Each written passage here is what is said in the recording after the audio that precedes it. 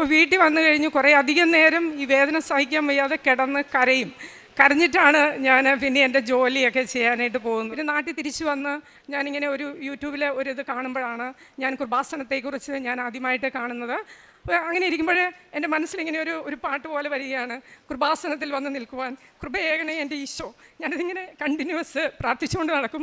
പക്ഷേ അത് കഴിഞ്ഞപ്പോൾ വീണ്ടും എൻ്റെ മോളിങ്ങനെ പറയുവാണ്, അമ്മ നമുക്ക് പോയി ഉടമ്പടി എടുക്കാമെന്ന് പറഞ്ഞപ്പം ഞങ്ങൾ കുടുംബമായിട്ട് ഇവിടെ വന്നു ഉടമ്പടി എടുത്ത് അപ്പോൾ അന്ന് മുതൽ തന്നെ എനിക്കറിയാം അമ്മയുടെ സജീവമായ ഒരു സാന്നിധ്യം ഞങ്ങളോടും എൻ്റെ കുടുംബത്തോടും കൂടെ ഉണ്ടായിരുന്നു.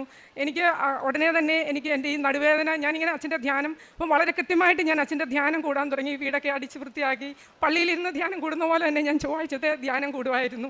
അപ്പോൾ ഇങ്ങനെ ചൊവ്വാഴ്ച ഒരു ദിവസം ഒരു വിതിൻ 3 months ഉള്ളിൽ തന്നെ ഒരു ചൊവ്വാഴ്ച ഇങ്ങനെ ധ്യാനം കൂടുമ്പോൾ എനിക്ക് വേദന കലശലായിട്ട് ഭയങ്കര സഹിക്കാൻ മേലാത്ത വന്നു. അപ്പം ഞാൻ പിന്നെ പിറ്റേ ദിവസം ചൊവ്വാഴ്ച മുഴുവൻ വേദനയാണ്. ബുധനാഴ്ച രാവിലെ പള്ളിയിൽ പോകുന്നു, തിരിച്ചു വന്നു കഴിയുമ്പം ആ വേദനയൊന്ന് കുറഞ്ഞു.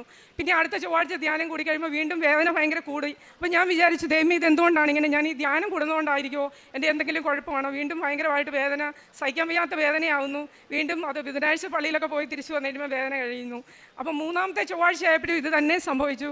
അപ്പം എൻ്റെ കാല് തളർന്നു പോകുന്നത് പോലെ ഞാൻ കിടന്നു. 2ാമത്തെ ചൊവ്വാഴ്ച തന്നെ എനിക്ക് സഹിക്കാൻ വയ്യാതെ, കാലനക്കാൻ വയ്യാത്ത രീതിയിൽ ഞാൻ കട്ടിലേക്ക് കിടക്കുന്ന രീതിയിലായി.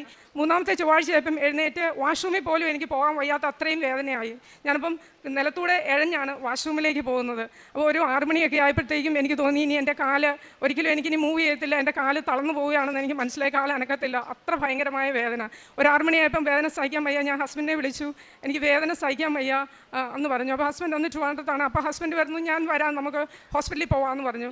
പെട്ടെന്നാണ് ഞാൻ മനസ്സിലോർക്കുന്നത്, ദൈവമേ എൻ്റെ കയ്യിൽ ഉടമ്പടി വസ്തുക്കളുണ്ട്, ഞാനിത് പല പ്രാവശ്യം ഉപയോഗിച്ചിട്ടുണ്ട്, എൻ്റെ മക്കൾക്ക് വേണ്ടി മറ്റുള്ളവർക്ക് വേണ്ടിയൊക്കെ ഉപയോഗിച്ചിട്ടുണ്ട്.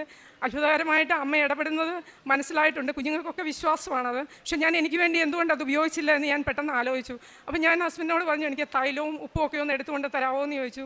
ഞാൻ പെട്ടെന്ന് തൈലം പുരട്ടി പ്രാർത്ഥിച്ചു, ഉപ്പ് കഴിച്ചു. അമ്മയുടെ കാശുരൂപ എപ്പോഴും എൻ്റെ കൂടെ ഉണ്ട്. അതില്ലാതെ ഞാൻ ഒരിക്കലും ഒരിടത്ത് പോലും വീടിന് പുറത്തിറങ്ങാറില്ല. കാശുരൂപ എടുത്ത് കൈ പിടിച്ചു, ജപമാല എടുത്ത് കൈ പിടിച്ചു, ഞാൻ കൊന്ത ചൊല്ലിക്കൊണ്ടിരുന്നു. രാത്രി മുഴുവൻ ഞാൻ വേദന സഹിക്കാൻ വയ്യാതെ ഇടയ്ക്കിടയ്ക്ക് എഴുന്നേൽക്കുന്നുണ്ട്. അപ്പോഴല്ലേ എൻ്റെ കയ്യിൽ ഈ കാശുരൂപ ഉണ്ട്, കൊന്തയോ ജപമാലയുണ്ട്, ഞാൻ പ്രാർത്ഥിക്കുന്നുണ്ട്. പിറ്റേ ദിവസം ബുധനാഴ്ചയാണ്. വീണ്ടും രാവിലെ എഴുന്നേറ്റു പള്ളിയിൽ പോകാമെന്ന് ഒരു ചെറിയ കയറ്റമുണ്ട് ഞാൻ താമസിക്കുന്നിടത്ത്. കാലിങ്ങനെ ഞാൻ പോയി. അപ്പോൾ ഞാൻ ഓർത്ത് ഇന്നും കൂടെ ഉള്ളൂ എനിക്ക് പള്ളിയിൽ പോകാൻ പറ്റുള്ളായിരിക്കും, നാളെ മുതൽ ഞാൻ തളർന്ന് കിടക്കുമല്ലേ, അപ്പോൾ ഇന്നുകൂടെ ഒന്ന് പള്ളിയിൽ പോയേക്കാമെന്ന് വിചാരിച്ച് പള്ളിയിൽ പോയി തിരിച്ചു വന്നു. അപ്പം തിരിച്ചു വന്ന് അന്ന് ഓടെ എൻ്റെ നടുവേദന മാറി, എൻ്റെ കാല് പൂർണ്ണമായിട്ട് സുഖപ്പെട്ടു. ഇന്ന് 4 വർഷമായി. പിന്നെ ഒരിക്കൽ പോലും ഒരു വേദന എനിക്ക് ഉണ്ടായിട്ടില്ല. ഞാൻ ഒരു മരുന്ന് കഴിച്ചിട്ടില്ല. എൻ്റെ ജീവിതത്തിൽ കഴിഞ്ഞ ഒരു ഏകദേശം 27 വർഷമായിട്ട് ഈ വേദനയില്ലാത്ത ഒരു ദിവസം പോലും എനിക്ക് ഉണ്ടായിട്ടില്ലാത്തതാണ്.